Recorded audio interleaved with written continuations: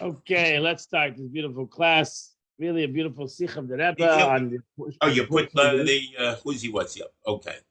We're starting. Okay. So this is a great class, a great sikh of the Rebbe, and a very intense concept of the Pasha that the Torah tells us a story um, in the story of Avram Avinu. Now, self-understood, the story of Avram Avinu is not something that is only a story. The Torah is not only a book of stories; it's not a storybook, but every story has unbelievable lessons and unbelievable teachings to each and every one of us. What the Torah wanted to give with this story, because even the story that the Torah gives, it only doesn't give you the entire day-to-day story of Avram Avinu, of Abraham. It's very, very selective in telling us the different stories of Avram Avinu, of Abraham. So therefore, that the Torah is selective in its stories, that alone shows you that every story that the Torah did select to put in the portion of the week is self-understood, an important lesson to us.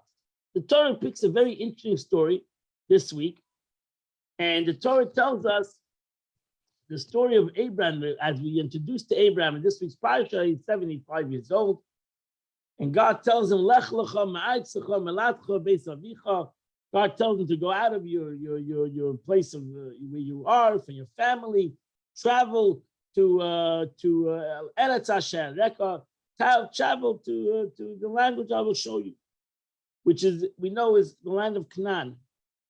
And God promises him that by this travel, by going to this country, he'll have great success and great wealth, etc., etc. So Abraham picks his bags up with Sarah and a couple of his family members, Lot, his nephew, and they travel to Eretz Yisrael. They travel to the land of Israel. They come to the land of Israel, and there you would think they're going to get the great. They will be able to settle down and enjoy life. And there's a famine. Suddenly, there's a famine in the land, and there's no food. And Abraham has no choice but to pick up his bags again and move back, go to the land of Mitzrayim, the land of Egypt. And he's coming to the land of Egypt, and the Torah tells us a story. The Torah tells us a conversation he's having with his wife, Sarah. And he tells his wife, wow, you're a beautiful woman, and it's not going to be a good situation. So that's where we're going to start the story of the Torah. The Torah that he starts off in text number 1, which is in Genesis chapter 12, verse 12 and verse 13. The Torah tells these two verses that are so controversial and so spoken about throughout the commentaries and sages. What is the meaning of these two verses? Unbelievable verse. Let's do the verse. So Abraham says to his wife, I see that you're a beautiful woman. It will come to pass, and the Egyptians see you, that they will say, this is his wife. They're going to say, you're my wife. What's going to happen if they say you're my wife? And they will slay me. You're a beautiful woman. They're going to want to have you they're going to want to take you. So therefore, the only way in taking you is they're going to kill me. So now you're going to become a widower, and they'll take you, they'll marry you, and they'll let you live. So we have a dilemma. What are we going to do? So this is the 13. Avraham Avinu comes up with an idea. He says as follows: please say you're my sister. Don't say you're my wife. Say you're my sister, so that'll go well with me because of you, and that my soul may live because of you. So he says to her, say you're my sister. So now I will get a lot of gifts. Simply meaning I will get a lot of gifts. As Rashi himself translates that, the simple Rashi says that you should say you're my sister. And by saying you're my sister, I will have a lot of matanis. I will get a lot of gifts. Everybody's going to want to give the brother of the bride. They're going to want to give me a lot of gifts. And you're so beautiful. So some rich man is going to want to have you. And as we know the story that even all the Egyptians said that she belongs to the Pharaoh. So they brought her to the Pharaoh. So I'm going to get, so he was right. He's going to get gifts above and beyond his expectations. And that's what happened. And this conversation that he's having with his wife is just amazing. It's truly amazing. Yitzchak Abarbanel says, what understanding man chooses to live with such extreme disgrace? What are you talking about? What was Abraham thinking? What was he seeking? What was going through his mind in this conversation? How do you interpret this conversation? To ask his wife to debase herself with others for his benefit? Are you serious? What is going on in this conversation? How do you translate this story? How do you translate this conversation? Better to choose death to avoid doing some depravity. Who would ever, Avram Avinu, Abraham, this is the one who brought monotheism to the world, says to his wife, you know what? Go and say you're my sister, which that's going to take you to the king's palace, and he's going to do whatever he wants. And I am going to walk out a wealthy man. What an unbelievable statement. What an unbelievable meaning of the Torah. I mean, this is like mind-boggling statement, as I said. Any commentaries on this, the tough. Rashi doesn't even talk about it. Rashi takes the verse simply. That's what Abraham said. Say you're my sister, and I will be able to question it. He goes even deeper. Abraham did nothing to say sorry to my sister. Why did he say to be my sister? Why did he say you're married to somebody else? If Abraham was trying to protect himself, and Abraham didn't want to be in a situation of a crossfire of what would happen with Sarah coming down to Egypt, and they're in a dilemma, and it was a real dilemma. The question is, did they have a choice to come down to Egypt or not? Why didn't he just pick his bags up and go back? I mean, better to live in a world of starvation than to live in a world where people are going to take other people's wives. But Abraham did not need to say that Sarah was a sister. He could have claimed that she was simply another woman. I'm here, I'm traveling with this other woman. I met her in Israel, in Canaan, and we're traveling. We're coming to the land of Israel. We're coming to the land of Egypt. And I don't know this woman. This is a wonderful person. We're traveling partners. What if Abraham would say, she's my sister, they would give him gifts.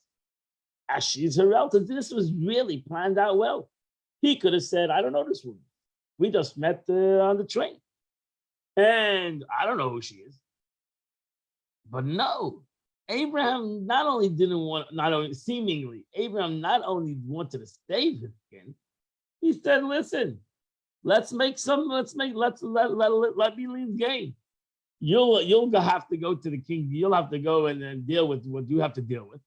You're going to go and somebody's going to take you away, and I don't know what's going to happen. That's your problem. And meanwhile, I will become a wealthy man. It's even more problematic in essence, because not only did he just try to not only did he just try to save himself, he tried to make a business out of this. He tried to make some money. Because again, that he said, you're my sister, that alone emphasizes that's why they're going to give me gifts. I am the brother of the bride. This is a big problem, and we have many. And like I said, there's a lot of ways of answering this, and to do something about it. So the Rambam, Rabbi Yosef Rosen brings down the end of Tzafna Kaver, which was the Rogatchover Goyim lived passed away before the Holocaust in Russia. He said, he tried to answer, he said, Maimonides writes in the law of the kings that a non-Jewish wife can simply state, I don't want to be his wife, and be divorced.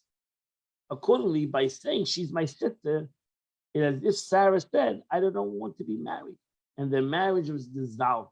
In essence, the Torah wanted to tell us that the way that Abraham and Sarah were not married anymore was in essence by her saying, I'm his sister. And now I'm not her husband. I'm not his wife. I mean, he's not my husband. Because before the giving of the Torah, in those days, my mother is right. A person met a woman in the street. They decided to get married. They got married. They said, I want to marry you. And they got married. They decided to depart. They just said, goodbye.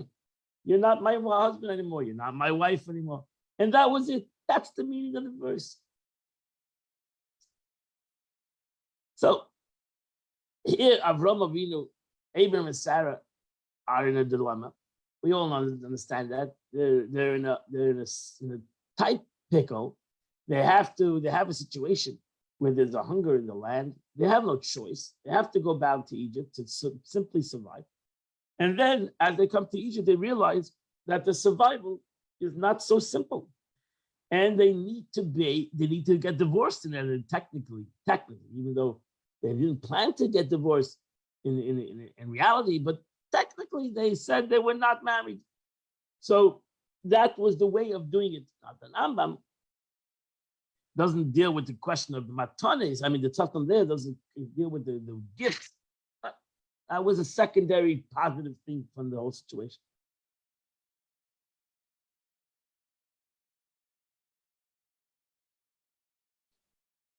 The question is really question still stands. Why would Avram put his wife in such a situation? Wouldn't it be better that they would just, I don't know, go back to Israel, go back to Canaan, and be what it be? I mean, how does Avram tell his wife that you should say you're my sister, and now somebody's going to marry you? Somebody's going to take you as a wife. That alone is problematic. Therefore, the Rebbe brings down a Zohar. The Zohar says in text number 5, Rabbi Yossi said, Abraham knew all the Egyptians were sunken in immorality. Abraham knew that this was no secret, that the Egyptians were immoral people. And they would kill him and they would take his wife. That was the way of the land.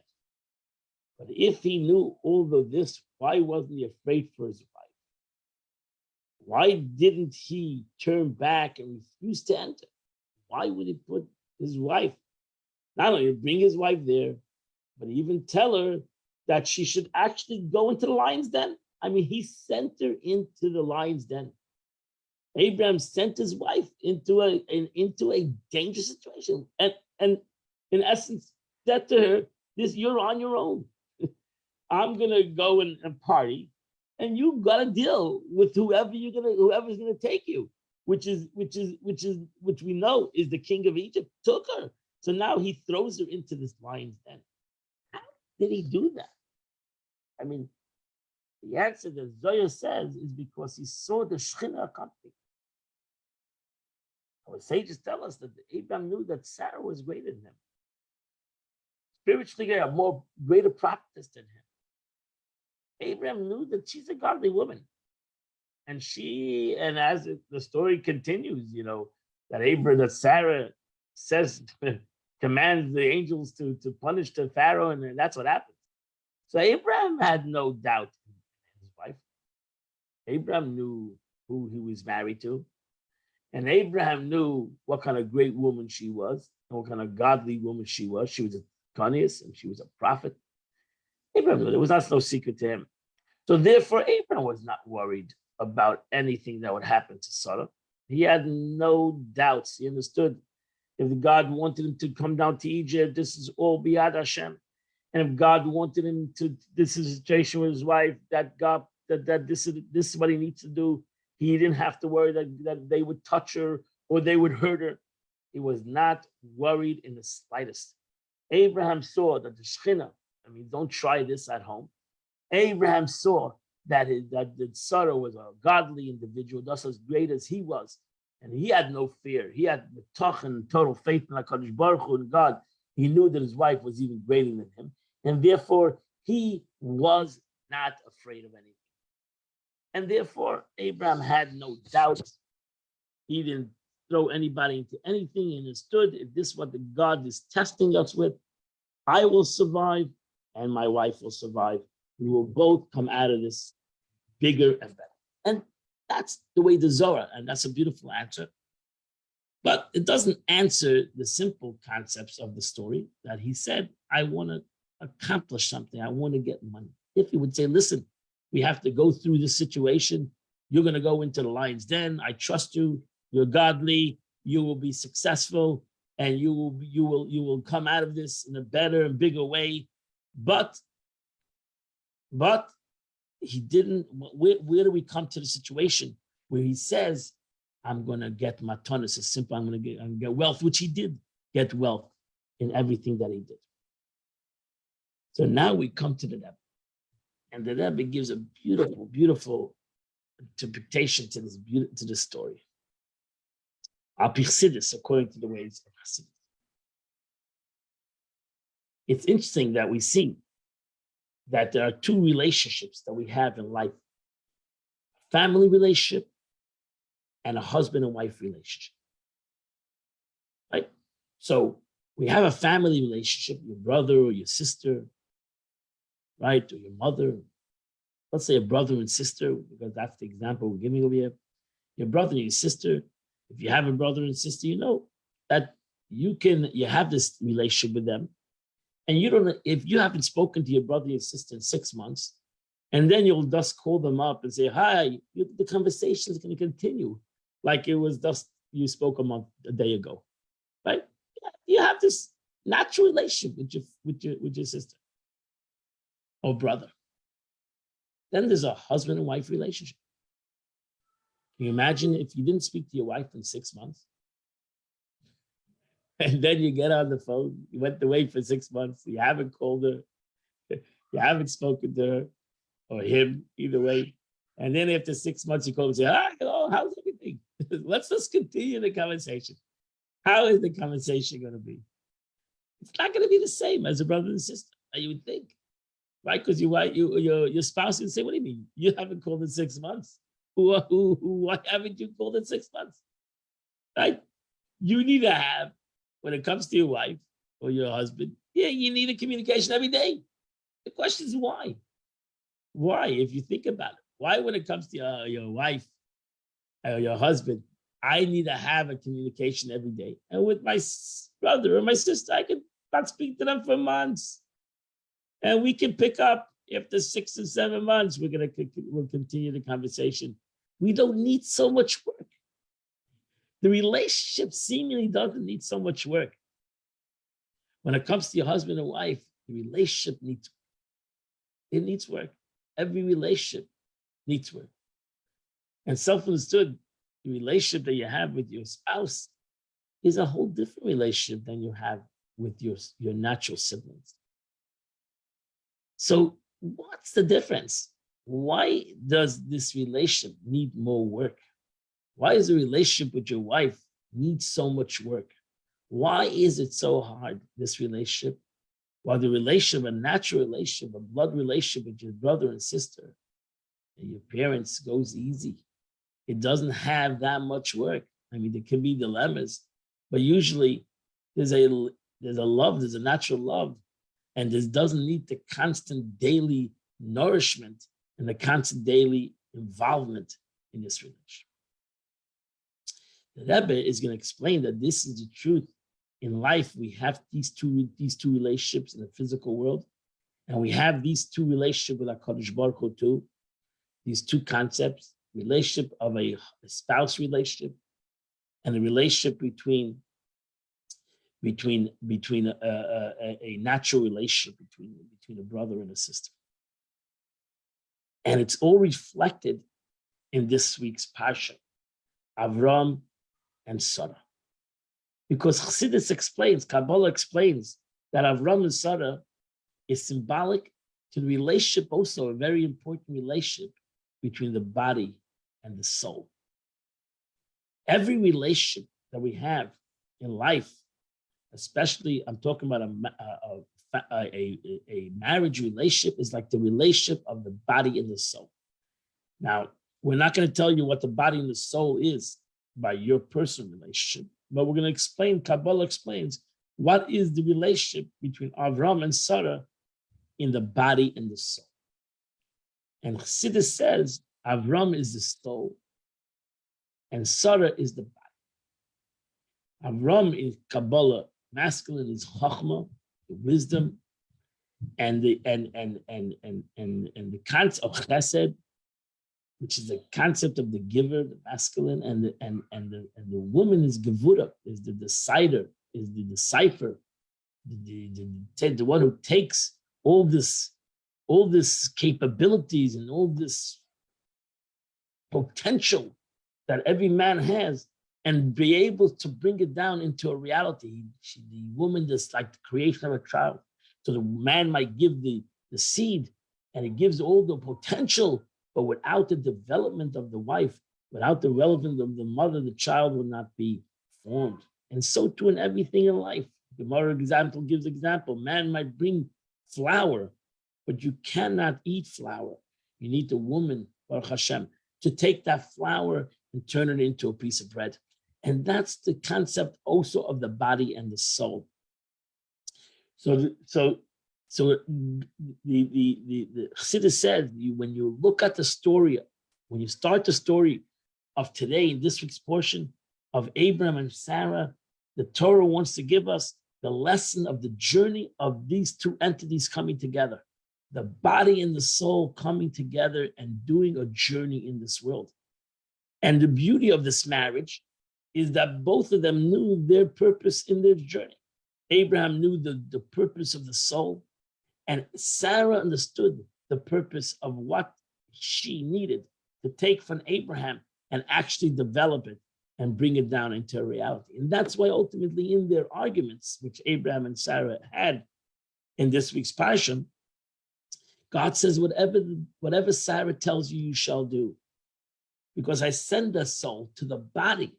I send you, Abraham, to this world to marry Sarah, that you should ultimately listen to her needs, so that she would be able to take what you're giving her and to bring it into a reality, into this world. And therefore, listen to your body. Listen to Sarah. Listen to what she needs and what her ultimate purpose is going to be accomplished with your soul, with what I send you into the world needs to be done through Sarah. So let's look at the words of the Rebbe. It's a beautiful text number 6. The Rebbe said, the purpose of Abraham's descent in Egypt was subsequent ascent. So every descent is for an ascent. God doesn't send a body, a soul into the body, or not that's a great descent, if not for an ascent. So too God sends Abraham into Egypt so that he would come out of it with a great ascent. In essence, Maisa of a similar abundant expression in the Gemara. You have to look at the story of Abraham to what would happen to the Jews throughout history. And very close to Abraham, a couple of 100 years later, the story of Egypt. That's the first beginning of the story of the Jewish nation. But ultimately, just like the story of the Jewish nation in Egypt is really a symbolic to this history of the Jewish nation throughout it went from one country to country to ultimately its journey in this world, in the world at large. It all started on Avram Avinu. And if you look at the story of Avram Avinu, his journey in the world, which is the journey of the soul and the body, which is the journey of God in this physical world, all started from Avram Avinu. And therefore, the Eibishter God selects certain stories of Avram Avinu. Very few. You don't get Avram Avinu day to day, because Avram Avinu, as the Torah says, every day by him was a journey. It was not like Oh, a story here or a story there, unbelievable happening here. No, Abraham every day was unbelievable. Abraham and Sarah every day, Baba Yamim, later the Torah says, Abraham came with his days. We have stories. Oh, this happened one time, and that happened 10 years later, and 7 years. We have stories.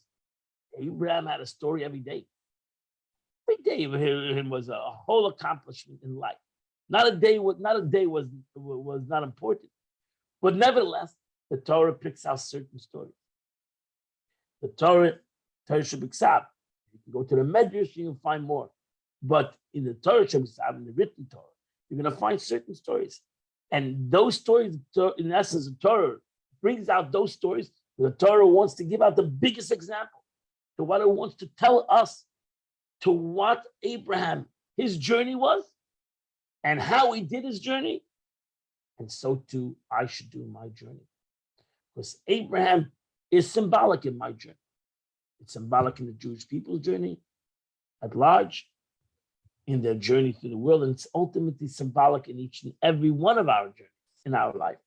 So therefore, number one, God brings Abraham to eat Israel, tells him to go to Canaan, and then he tells him, no, I want you to go down. Makes a famine in the land. Forces Abraham to go down. Going down in all aspects of life.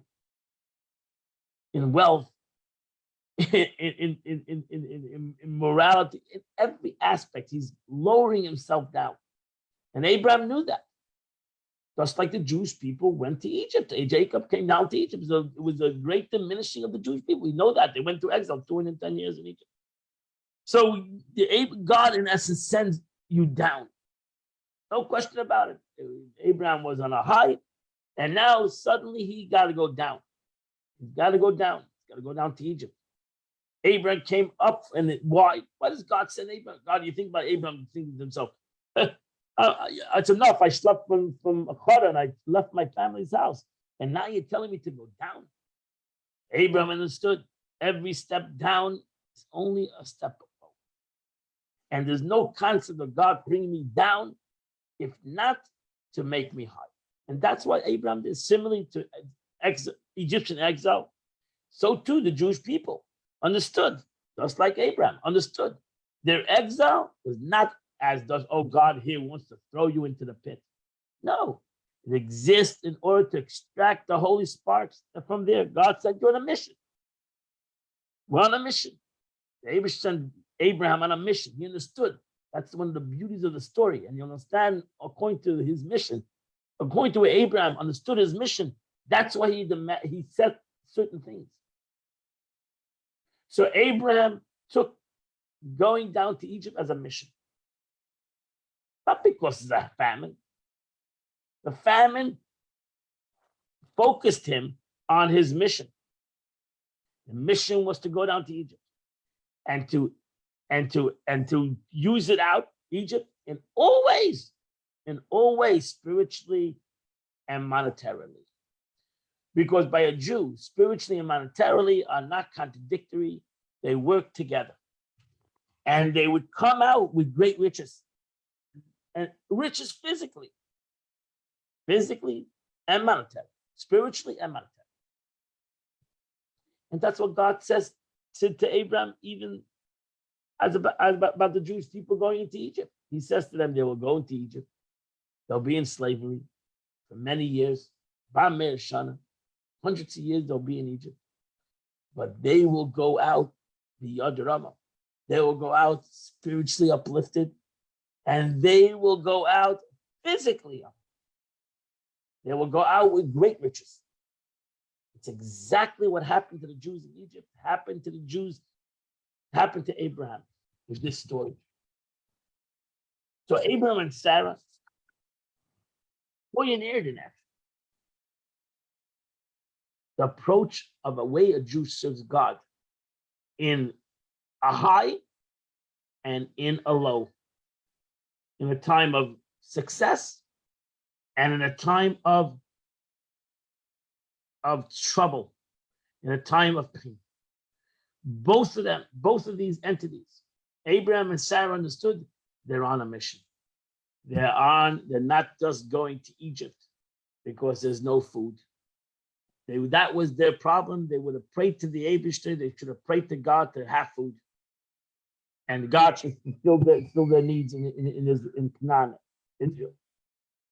But this was not them. They understood that wherever they are on a mission of HaKadosh Baruch Hu. God has sent them on a mission. And that's the way, in essence, the journey of Abraham and Sarah looked at their journey. And therefore you find in the Zohar, in text number 7, a beautiful Zohar, which is in a couple of weeks, Chai Yisora, it says, Vayove Avram, ultimately Abraham loses his wife. His wife Sarah passes away. He's 127.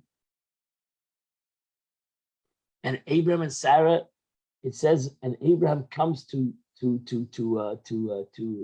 eulogize his wife. And the Zohar says, Vayover Avram zu haneshama. The neshama comes, lispei l'sara, to eulogize the body. The neshama, person dies in it. First eulogy that is given is the soul itself. The soul itself talks about the greatness of this body. The soul understands what the body was for it, just like Abraham understood the greatness of his wife, what it meant to him, what was his journey, if not with his wife Sarah, if not with this wife that the Eibishter gave him, that he considered like his body. He was the soul, and Sarah was the body, the journey that accomplished together as a body and soul. And therefore, the truth is, that journey of Avram and Sarah, which Zohar says is like the body and soul in a relationship between a husband and wife, is like the journey every body and soul. That is the neshama, the body, the soul, comes to always eulogize the body. It understands the greatness. It understands the beauty of this unity, this relationship that the body has with the soul.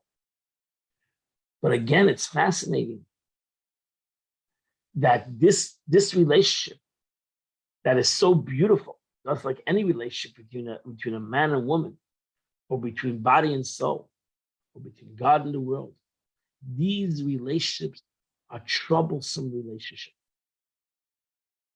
They are not relationships that are natural. They are not natural relationships. The body and soul is not a natural relationship. Even a husband and wife is not a natural relationship. God and the world is not a natural relationship. It's a struggling relationship. And you might ask the question, why would God want that this relationship would be a struggling relationship? Even though we say it's Basher, relationship that we have with our spouse, we say it's Basher, it's divine providence, one soul divided, but ultimately this one soul that was divided into two come into a body, come into a goof, come into a physical body, which makes it complex, makes it challenging. But actually, the Rebbe says in text number 8, in our divine service of Torah mitzvahs and exposing holiness in the world, there are two general approaches. The service is primarily performed by the soul. You might say, you know what? When it comes to godliness, when it comes to God, and many Jews have this philosophy, when it comes to God, that's it. Who cares about the world? God says, hey, you do it. End of story. The soul says, hey, we do it. We don't care what the body says. Diminish the body. Disagree, to throw it away. Who cares about the body? Who cares about the world? The soul, God is dominant, and that's it. That's a sister relationship. That's it. You have a natural connection. Nothing's gonna break the relationship between a mother and a child. Nothing. That's because it's a natural love. No child can do anything wrong in the mother's eyes. That's the way it is. And a mother will always uplift her child. Normal situation, a mother and parents will always uplift their child. Because they love their child. It's instant relation. That's the soul also. The relation of soul is nothing can stop it. So this the pure entity, nothing can stop it. It just keeps on trucking forward. It just keeps on going forward. That's all it wants to do. Doesn't care about any struggles. And then you have the services performed with the body and with the body, by the body and with. Now that's a whole different service. These people do not remove themselves and remain aloof from the world. To the contrary, they descend from their perch and invest themselves in a particular matters, and with harsh world where evil reigns supreme, and there they fulfill Torah mitzvahs and elevate the holy sparks. That's the second approach. That's a struggle. That's a struggle to be able to deal with the world and give it its space and understand its importance and use the world out for a godly purpose. That's a struggle. That is not a simple way. That's not simple. But that is, we come through our struggle. We use out our body. And that's, you'll see the Rebbe will soon say, self-understood. A husband and wife is a passionate relationship. So look how the Rebbe brings down the Alter Rebbe in text number 9. This is a beautiful B'kutei Torah. B'kutei Torah, the verse says, Pischuli achoisi ra'yosi. The verse says, I sleep, but my heart is awake. Listen, my beloved knocks. He answers, open to me, my sister, my love. Here the pasuk divided into two entities, my sister, my love. This means God asked the Jewish people, open to me so you can be my sister and my love. My sister, Achoisi, is related to the Alexandrian method of mending, Ichri, mentioned in the Talmud. It connotates binding two things together so that literally as one body.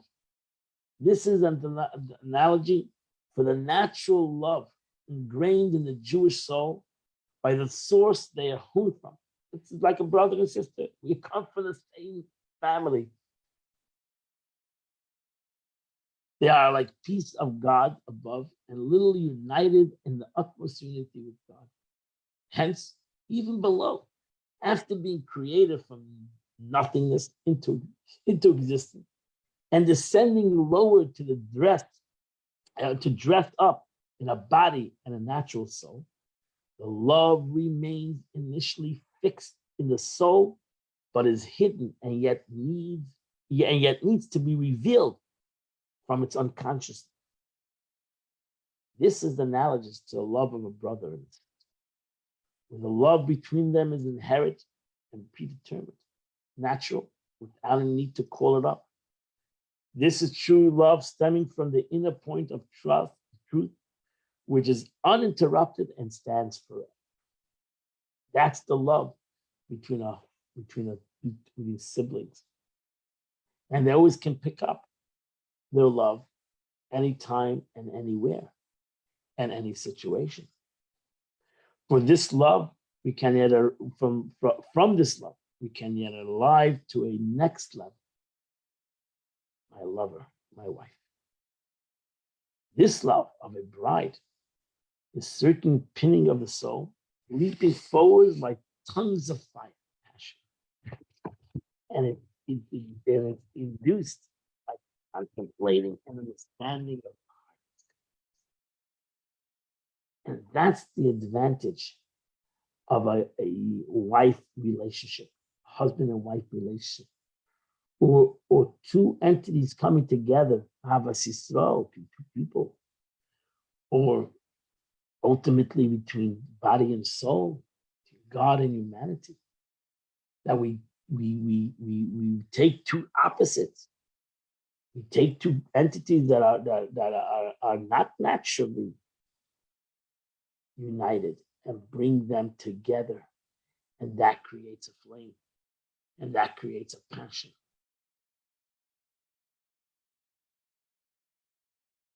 So therefore, the Rebbe says in text number 10, explains it a little deeper. On the other hand, this itself, love of a brother and sister is a natural phenomenon, means that there is no yearning ecstasy. And therefore, there cannot be complete unity between them, being that they are two separate bodies. So ultimately, as the soul, my soul and my sibling souls come into two different bodies, there's ultimately something missing in their unity because there's no passion. This is untrue with the love that is awakened when we refine the body and the natural soul. The not that we have, and every single one of us has a natural godly soul. Why does that help anything? We can live with our natural godly soul for our whole life, and we don't have a relationship with it. So we are Jews, and we have a godly soul. What does that mean? It means that something is within us, but it's sleeping or it's hidden, and it's not real. So it's not really real. It might be real for the soul, but it's not real for the body. When does the body have a true relationship with its soul? When they work on this relationship. When they fight over this relationship.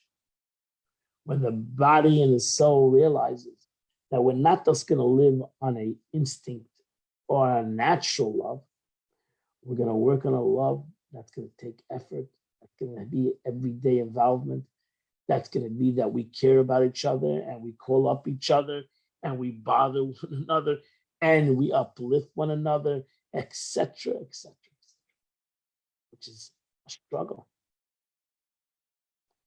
But that's when you reveal true love. That's when love becomes real. That's when love becomes a real emotion. That's when love becomes passionate. That's the analogy of love of husband and wife, which although it could possibly end, since it's not due to the nature of their birth, so chas shalom, if you're not going to nurture this love, it might disappear. You might lose this love. The love of your sister, you'll never lose. The love of your wife, you might. Slightly between them, there can be passion and ecstasy of the soul. And the unity that exists in their relationship is total unity until they become one body. That's why it says, that you come, okay, a couple of weeks ago, it says, therefore, husband and wife shall leave their parents, they should become one body. Because they can create a unity. Two opposites can create a unity that is above a natural unity, an instinct unity. Because when you take two entities and they work together, overcome their challenges, overcome their differences, they work out their different. They realize that they brought on the world together for a mission. It's not about them; it's about their mission. And they realize their mission cannot be accomplished if the body and the soul are not going to work together. If Sarah and Avram are not going to work together, this will not accomplish their mission. Then you have true unity between Sarah and Abraham. You have a true unity between the body and the soul.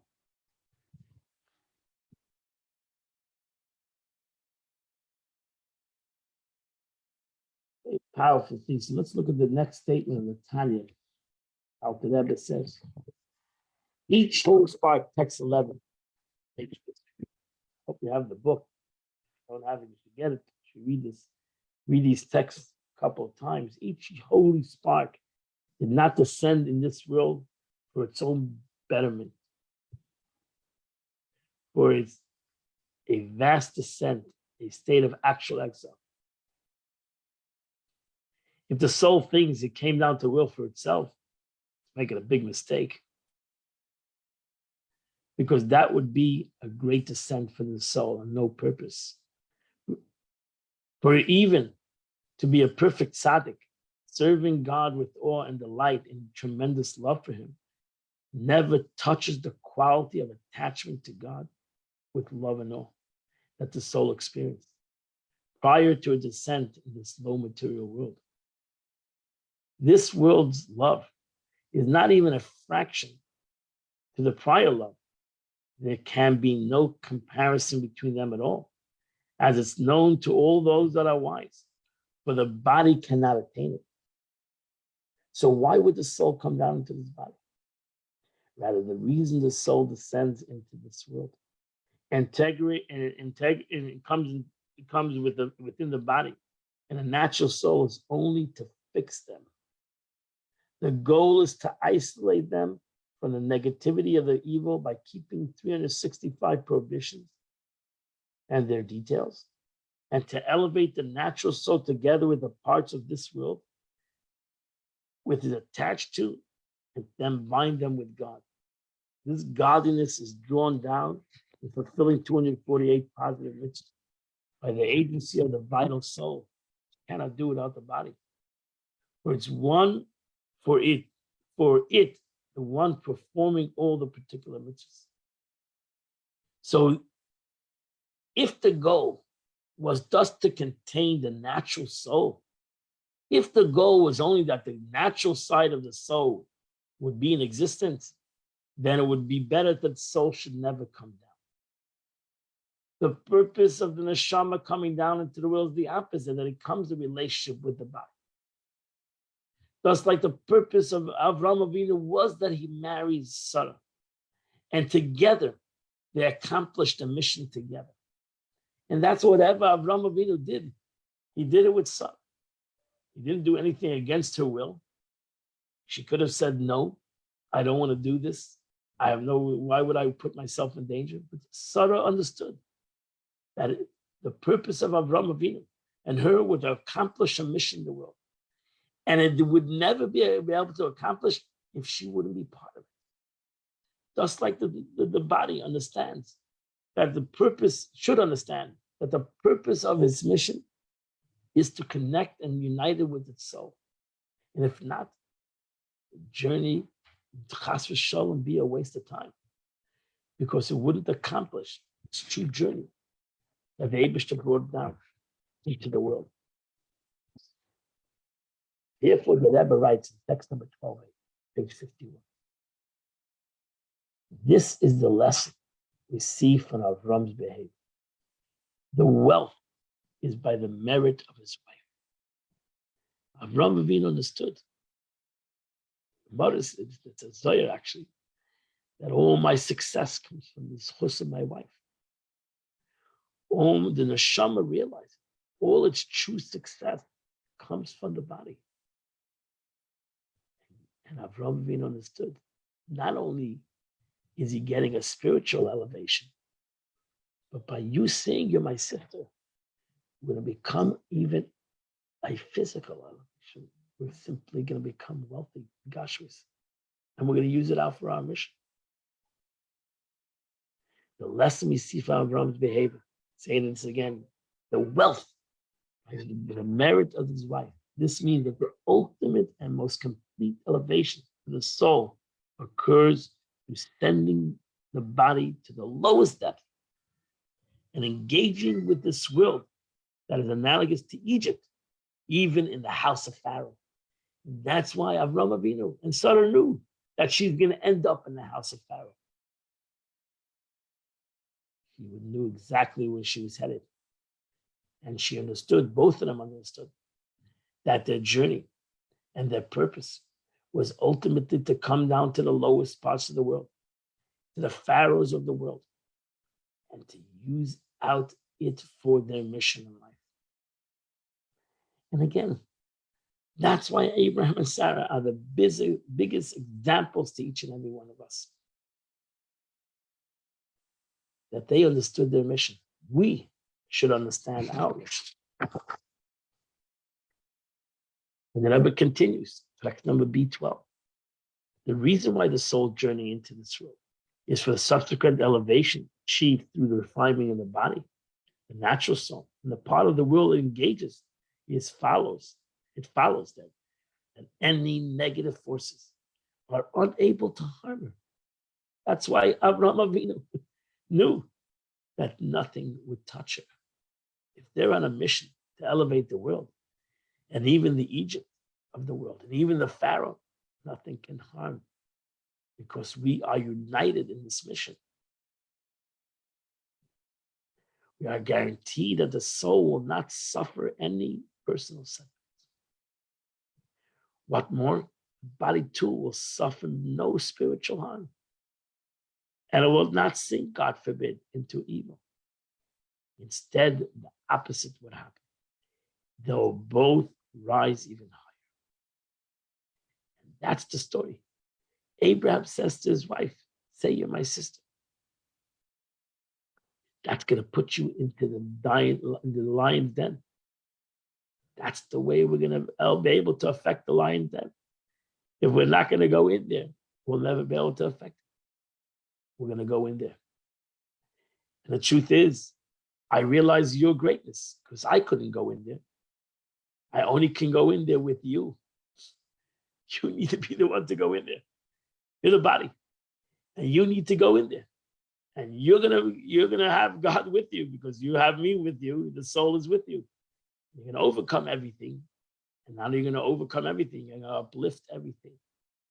And not only are you gonna uplift everything for the now, you're gonna uplift everything for the future. You're gonna give an example to your children, your grandchildren, your great-grandchildren. What means to overcome one struggle? What means to go down into something that is the opposite of you, something that you despise, something that's totally evil, and uplift it and come out of there even better, and stronger, and physically wealthier, surely spiritually wealthier than before you went into the situation. So Avraham Avinu, the Rebbe says, in essence, the story is a beautiful story. It's in truth is, when Avraham Avinu understands the greatness of his wife, in Kabbalah, he understands the greatness of his body. The body is the one the godly soul never affected. It's Tahiri. Godly soul is not affected by the world, but it realizes that if the body doesn't get involved with the physical world and change it and bring out its true essence, then why did I come down to the world? Why did I come down to this body? I came down to this body because I know the body is going to get involved with the physical world, is going to get involved with the evil of the world. Ultimately, no question about it. If we are on the journey together, and we are on the mission together as a body and soul, we will ultimately change the world. We will ultimately change the world. And that's the lesson that Rebbe says we learn from Avram and Sarah. Greatness of these two people was symbolic to each and every one of us in our journey, that we should learn that we should continue this journey, and not only with our spouses, but with our bodies, to ultimately transform this world and end the journey of Avraham Avinu, who, as Chassidus tells them, came to the world to start Berudim, the rectification of the world. And that's what Avraham Avinu started the Jewish journey. We need to complete that journey of the rectification of ourselves, rectification of the world, and realizing how beautiful this world is because of its netzutzas, of its godly sparks that it has within the world. So I wish you all a safe journey. And let us all complete this journey of Avraham and Sarah. They did in the world. It's the completion of the purpose of creation of this world. And bring Mashiach, which is revelation of the godly soul and godliness within it. Wish you all a wonderful, beautiful